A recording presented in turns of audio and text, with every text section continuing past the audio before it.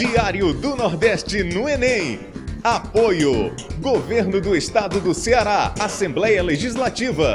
Conteúdo: Aridsa, Educação em primeiro lugar. SAS, Sistema Aridsa. Realização: Diário do Nordeste, informação com credibilidade.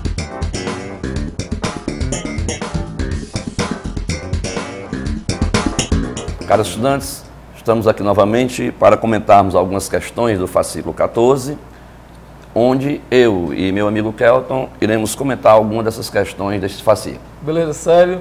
Nós vamos lá começando, gente, a fazer algumas questões do fascículo 14, como o professor Célio Normando bem comentou. Nós vamos tentar compartilhar com vocês essa ideia, prepará-los cada vez melhor para o projeto Enem. Bem, a primeira questão que nós iremos comentar é uma questão de química muito boa, uma questão interessante que fala sobre reciclagem, joia? A primeira questão proposta fala o seguinte: o óleo de cozinha, de soja, de girassol ou canola, por exemplo, frequentemente utilizado em frituras, faz um enorme mal ao meio ambiente se jogado pelo ralo da pia, pois provoca o entupimento das tubulações nas redes de esgoto, aumentando em até 45% o custo de tratamento, sem falar no mal que o excesso dele pode causar. O óleo armazenado em garrafas é levado para postos de reciclagem e tratado utilizado na produção de biodiesel, tintas, vernizes, sabão, gera trabalho e renda para a comunidade que preserva as águas, ajudando a salvar nosso planeta. Sobre a produção de óleo e suas diversas formas de reciclagem, podemos afirmar: joia, é uma questão que fala, na realidade, sobre as características de produção de óleo, os tipos de óleo e as suas posteriores formas de reciclagem. Beleza? O item A fala o seguinte: o óleo pode ser reciclado por uma reação de transesterificação, formando como produto desta reação sal de ácido carboxílico, que pode ser usado como sabão, e glicerol. Esse item é falso, gente, por um detalhe muito sutil. O nome dessa reação não é transesterificação. Essa reação é chamada de reação de saponificação, ou seja, reação de produção de sabão, tá? O item B fala o seguinte: o óleo é um composto por gorduras hidrogenadas de cadeias saturadas provenientes de triglicerídeos, sendo este o principal motivo de entupimento das tubulações e redes de esgoto. Esse item é falso, gente. Nem sempre o óleo é composto só por cadeias saturadas, beleza? Agora vamos para o item C. O item C fala o seguinte: o óleo de cozinha pode ser usado como matéria-prima na produção de biodiesel, biocombustível de fonte renovável, que pode substituir os combustíveis derivados de petróleo. E esse item, gente, é o item correto, né? É aquele item que quando você lê com toda a segurança que ele é peculiar, você já dá logo vontade de marcar, porque é um item super tranquilo, super dentro do que nós estudamos, beleza? Então o item correto é o item C. Obviamente, se você der uma olhadinha no item D, que fala que a reciclagem do óleo de cozinha pode ser feita por reação de saponificação, formando moléculas de sabão que são completamente apolares. Falso, porque a molécula de sabão é uma molécula anfifílica ou anfiprótica, ou anfipática, né? Que tem parte polar e parte apolar. E o item E fala que o biodiesel pode ser obtido pela reciclagem do óleo de cozinha, sendo a única fonte de matéria-prima para a produção desse biocombustível. Nós sabemos que o óleo de cozinha não é a única fonte de matéria-prima para a produção de biodiesel, beleza? Então, confirmando, item correto, item C.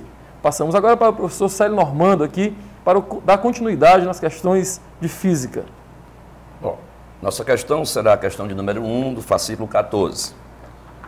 Ela pertence à habilidade 8, que é identificar etapas em processo de obtenção, transformação, utilização ou reciclagem de recursos naturais, energéticos ou matérias-primas, considerando processos biológicos, químicos ou físicos neles envolvidos.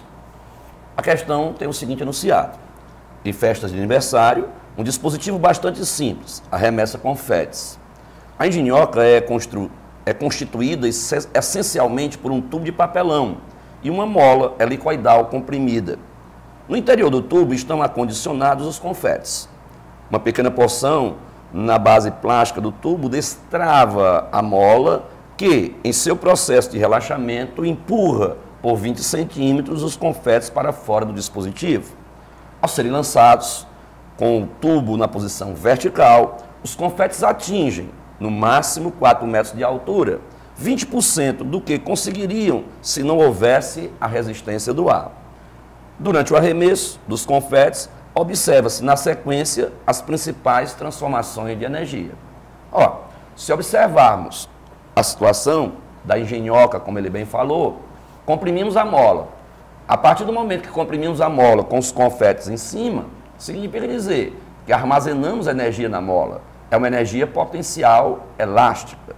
No momento que liberamos, destravamos esta mola, ela vai arremessar os confetes. Então vamos ter uma transformação de energia, no caso de energia potencial elástica em cinética.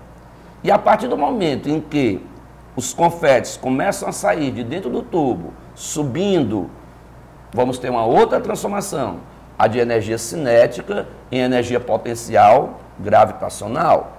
Desta maneira, temos 3 tipos de transformação. Temos 3 tipos de energia, onde tivemos 2 transformações. A primeira, energia potencial elástica em cinética. A segunda transformação, de energia cinética em potencial gravitacional. Ora, temos isso aonde?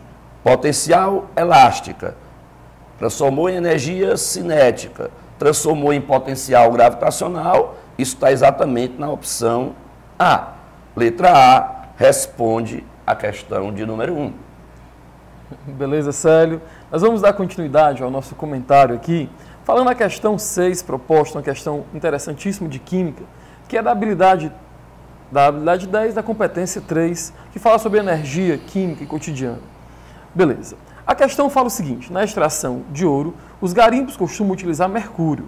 Nesse caso, boa parte desse metal é lançado no ambiente, o que constitui um risco ambiental.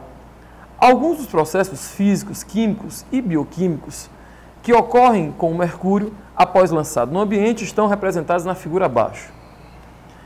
Considerando as informações fornecidas por essa figura e outros conhecimentos sobre o assunto, é correto afirmar. Gente, se você dá uma olhadinha na figura, com toda tranquilidade, você deve observar que ele mostra uma draga que está pegando mercúrio metálico usado na extração de ouro e jogando dentro da água. De acordo com esse processo e o esquema que ele bota na figura, se a gente ler o item A, fala o seguinte: a maior parte do mercúrio metálico é lançado na atmosfera. Se você observar a figura, ele fala o seguinte, que o mercúrio sai da draga e grande parte dele, entre 55% a 60%, é lançado na atmosfera. Logo, o item A é o item correto. Professor, mas será que o item B não pode ser correto? Se você dá uma olhadinha, fala o seguinte: a redução do mercúrio metálico leva à formação de mercúrio Hg2+. Gente, por sutileza, né? Não é redução. Isso aí é uma reação de oxidação. O mercúrio passa de mercúrio 0 para mercúrio +2, aumentou o NOx. Item C fala o seguinte: o mercúrio metálico é menos denso que a água. Se você observar, o mercúrio solto na água, ele desce, implicando que é mais denso. O item D de dado fala o seguinte: o mercúrio metálico se acumula no organismo dos peixes. Se você der uma olhadinha, o mercúrio metálico, ele se acumula na forma de metilmercúrio e não de mercúrio metálico.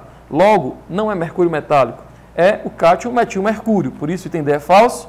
E o item E, ele fala que o mercúrio metálico é um líquido, escute, solúvel em água, né? O mercúrio metálico é um líquido. Nós sabemos que existem 2 compostos, 2 substâncias, né? 2 átomos líquidos na tabela periódica.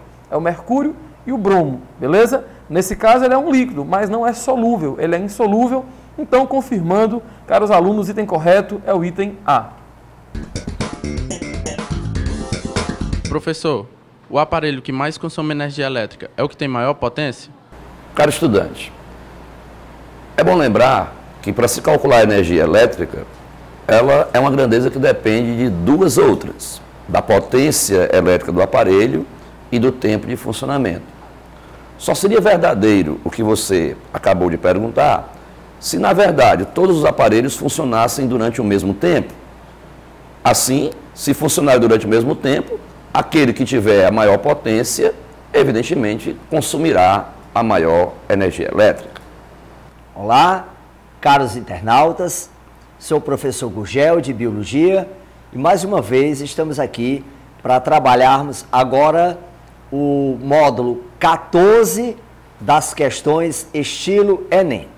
Nós vamos iniciar o nosso trabalho com a questão 3. A questão leva em conta a poluição da água. Eu gostaria de lembrar inicialmente que qualquer alteração em qualquer ecossistema, tanto física, quanto química, quanto biológica, que possa afetar a saúde do homem ou dos organismos integrantes daquele ecossistema, eu posso definir como poluição. Eu posso, inclusive, diferenciar a poluição natural da poluição antrópica, ou seja, aquela poluição desenvolvida pelo próprio homem. A poluição antrópica é aquela que, de uma maneira geral, nós não percebemos uma compensação ou um equilíbrio. Normalmente, a poluição efetuada pelo homem, ela decorre até o colapso daquele dado ecossistema. Daí a necessidade de hoje da aplicação do direito ambiental, do poluidor pagador, assim como também a questão da educação ambiental, aonde, em vez do termo progresso, passarmos agora a desenvolver a questão da sustentabilidade, ou seja, você tentar melhorar a qualidade de vida das comunidades, mas em harmonia com a preservação ao máximo dos recursos naturais.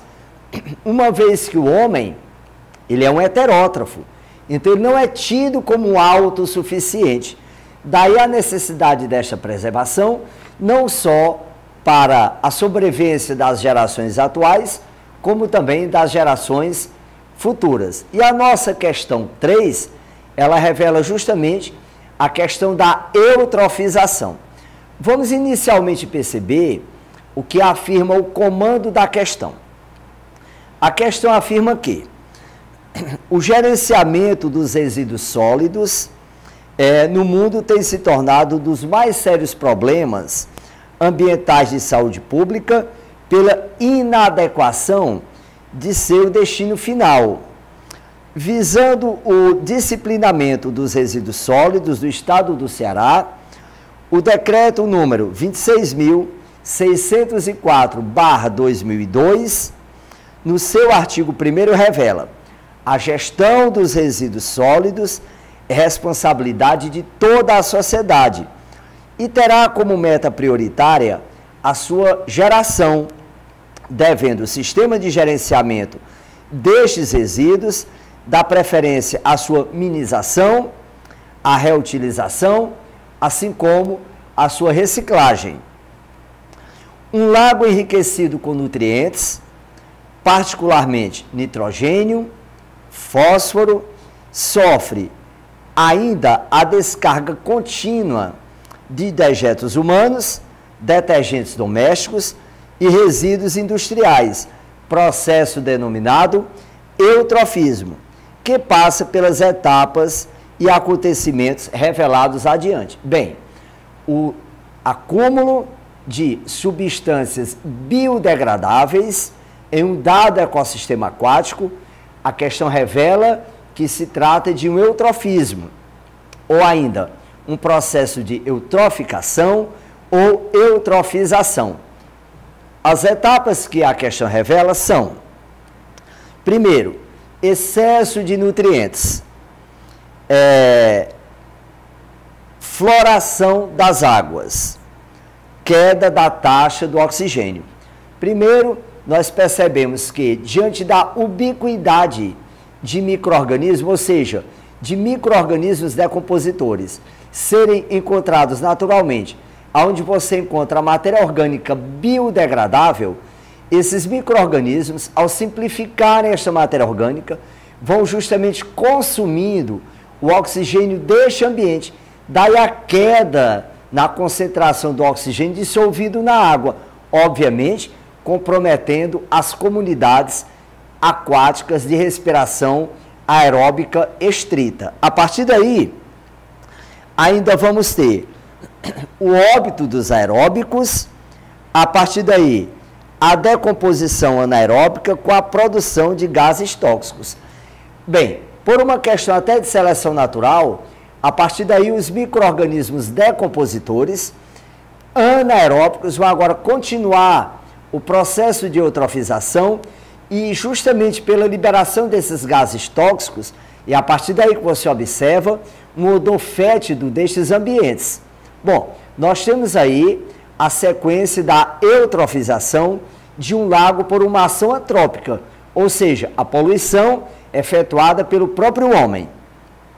E a questão diz, relativa à eutrofização, analise as afirmações apresentadas adiante e indique a correta. Pessoal, a letra A coloca assim, visando o disciplinamento dos resíduos sólidos, faz-se necessário exclusivamente o envolvimento do poder público para eliminar os danos ambientais causados pela disposição irregular dos resíduos. Bem, o próprio texto coloca que para a manutenção de uma qualidade de vida, e isto é até um reflexo do artigo 225 da Constituição Federal do Brasil, a preservação ambiental, ela faz-se necessário não apenas um gerenciamento do poder público, mas também da própria comunidade, ou seja, a própria coletividade também tem seu dever na preservação destes ambientes. Portanto, o item A é um item equivocado. E a letra B coloca, com excesso de nutrientes, ocorre a proliferação do fitoplâncton, o que diminui a passagem de luz e o óbito de produtores, por exemplo, bênticos e vágeis, que você pode encontrar nas camadas de água mais interna. Bem, este item é verdadeiro. Pessoal, porque com a floração da água e com a formação do fitoplâncton sobre a superfície da água, você iria impedir a passagem de luz e, como eu disse anteriormente, da fotossíntese algácea e dos produtores encontrados, por exemplo, no fundo do lago. E aí você iria comprometer todo o ecossistema, quebrando toda a sinergia. Um processo semelhante a esse do fitoplâncton, da floração das águas, seria semelhante à questão do petróleo, por exemplo, sobre a água, impedindo justamente a passagem da luz. Então, o item B é justamente o item correto. Mas o item C coloca assim, com o consumo do oxigênio, ocorre uma diminuição da demanda bioquímica do oxigênio. A demanda bioquímica do oxigênio é justamente a quantidade de utilização dele. Então, no caso, ela vai, já que o item está correndo uma diminuição, você vai ter um aumento da demanda bioquímica do oxigênio, o que torna o item equivocado. E a letra D coloca, o acúmulo de nutrientes na água promove desequilíbrios ecológicos, afetando somente a densidade de bactérias patogênicas, esporos de fungos, cistos de protozoários e ovos de vermes. Bem, esse acúmulo de nutrientes vai afetar não apenas esses organismos, mas também os heterótrofos aeróbicos, inclusive os organismos de vida terrestre. E o item E coloca que a eutrofização causa modificações unicamente nas comunidades que estão em contato direto com a água. Não, inclusive, como eu disse há pouco tempo, das espécies terrestres também são afetadas, uma vez que esta água poderá ser utilizada por organismos que migram para a sua utilização. Então, pelo exposto, o item correto para a questão é justamente a letra B. Professor, explique como um mamífero como o rato-canguru pode viver em um ecossistema hostil, como o deserto, e não ingerir água propriamente dita. Bem, eu gostaria de lembrar que o rato-canguru é um mamífero da ordem Rodentia. O gênero é um Dipodomes. É um animal que vive em um ecossistema hostil, caracterizado pelo estresse hídrico. Costumam viver em desertos. Mas o animal não pode viver sem água. Embora o rato-canguru não trate de ingerir a água líquida propriamente dita, mas ele trata de ingerir através da sua alimentação, ou seja, através das sementes, como também através de folhas secas. Nós poderemos inclusive dizer que esta é uma utilização de origem exógena, mas ele também obtém água de origem endógena. Por exemplo, no seu metabolismo e através da síntese proteica, as ligações peptídicas que envolvem a união de 2 aminoácidos, elas ocorrem com a utilização de um oxigênio do grupamento amina de um aminoácido, a hidroxila do ácido carboxílico do outro, liberando água. Portanto, é uma ligação caracterizada por ser uma ligação de síntese por desidratação. Neste caso, eu diria que ele utiliza água de origem endógena. Obviamente, este animal precisa, para sobreviver em um ambiente tão hostil, de outras adaptações, como por exemplo, é um animal que praticamente não tem glândulas sudoríparas e apresentam rins bem especializados justamente na absorção de água. Então ele deve ter uma urina mais escassa, embora concentrada. Este animal, também como uma questão de adaptação, ele normalmente passa o dia em tocas. Ele normalmente sai à noite em busca de alimento, justamente quando a temperatura diminui um pouco. E é um animal que se caracteriza anatomicamente por ser um animal em torno de 10 a 20 centímetros, tem uma cauda muito longa e normalmente salta, uma vez que tem patas posteriores já bem acentuadas. Então, estas são algumas adaptações para o rato canguru, que é um animal que vive em um ambiente tão hostil de estresse hídrico. Portanto, é um animal que está bem adaptado ao seu ambiente. E um grande abraço e obrigado pela pergunta. E uma outra questão que nós gostaríamos aqui de destacar é justamente a questão de número 11. Essa questão ela vai tratar dos ciclos reprodutivos sexuados. Eu gostaria de lembrar que algas hoje estão incluídas no reino protista. E algas, dependendo da espécie, podem desenvolver um ciclo haplobionte-aplonte, um haplobionte-diplonte e um diplobionte. Para diferenciá-los, nós poderemos indicar que no ciclo haplobionte-aplonte, um organismo N, como o nome indica, ou seja, haploide, deverá liberar gametas haploides, e como o destino final deles é a fecundação, nós teremos a partir daí um zigoto diploide, o qual mitoticamente, ao sofrer a meiose zigótica, você teria um gametófito N. Já no ciclo haplobionte-diplonte, nós iremos iniciar com o organismo 2N, o qual iria formar gametas N. Portanto, neste caso, nós teríamos uma meiose gamética. Esses gametas N iriam sofrer fecundação, formar um zigoto diploide, e aí sim, a partir daí, mitoticamente, o organismo 2N para poder fechar o ciclo. E o diplobionte é o que caracteriza justamente a alternância de gerações.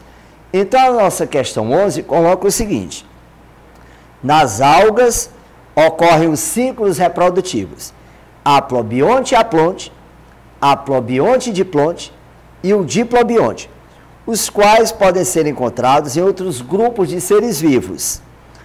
Esses ciclos diferem quanto ao momento em que ocorre a meiose e quanto à ploidia dos indivíduos adultos.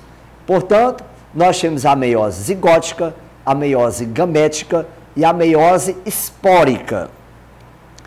A ilustração adiante revela um modelo simplificado padrão para a geração de indivíduos viáveis da alga uva lactuca. A alga uva lactuca é uma clorofícia conhecida naturalmente como o alface do mar. A ilustração da questão revela que um organismo multicelular está liberando esporos. É do seu conhecimento que esporos são células haploides. Ora, ele não fecunda. O esporo germina, pelo que se dá para perceber na ilustração, e esse esporo germinando, ele vai dar origem a um outro organismo multicelular haploide, já que ele germina. Este organismo multicelular haploide é justamente o gametófito, o qual está liberando, como a ilustração revela, gametas haploides. E dá para perceber na ilustração a fusão ou a fecundação destes gametas, originando o zigoto diploide, o qual mitotecamente vai originar agora o organismo multicelular diploide, que é justamente o esporófito. Então, na nossa imagem, ela revela esse primeiro organismo como sendo o esporófito diploide e o segundo o gametófito haploide. Então, perceba na ilustração que se eu tenho um organismo diploide formando esporos N, então é porque este primeiro organismo é justamente o esporófito diploide. Então, este ciclo é o diplobionte, caracterizado pela meiose espórica. A questão quer que você assinale a alternativa que revela o ciclo que corresponde ao observado na clorofícia uva lactuca. Então, a alternativa concernente para a nossa questão é o que está indicado justamente na letra A, aonde gametas haploides se fundem ou sofrem fecundação, formando um zigoto diploide, que mitoticamente vai formar o organismo diploide, o qual vai liberar esporos N, e eles, ao germinarem, vão originar o organismo adulto haploide, e este organismo adulto haploide é o gametófito, que vai liberar gametas, fechando o ciclo. Portanto, o ciclo concernente para a nossa questão de número 11 é o que está indicado justamente na letra A. E desejo a todos vocês o maior sucesso, desejo boa sorte e, mais uma vez, gostaria de lembrá-los do dever de todos vocês na manutenção e na preservação de todos os recursos naturais. Fica aqui o grande abraço do professor Gurgel. Diário do Nordeste no Enem. Apoio: Governo do Estado do Ceará, Assembleia Legislativa. Conteúdo: Aridsa, Educação em Primeiro Lugar. SAS, Sistema Aridsa. Realização: Diário do Nordeste, informação com credibilidade.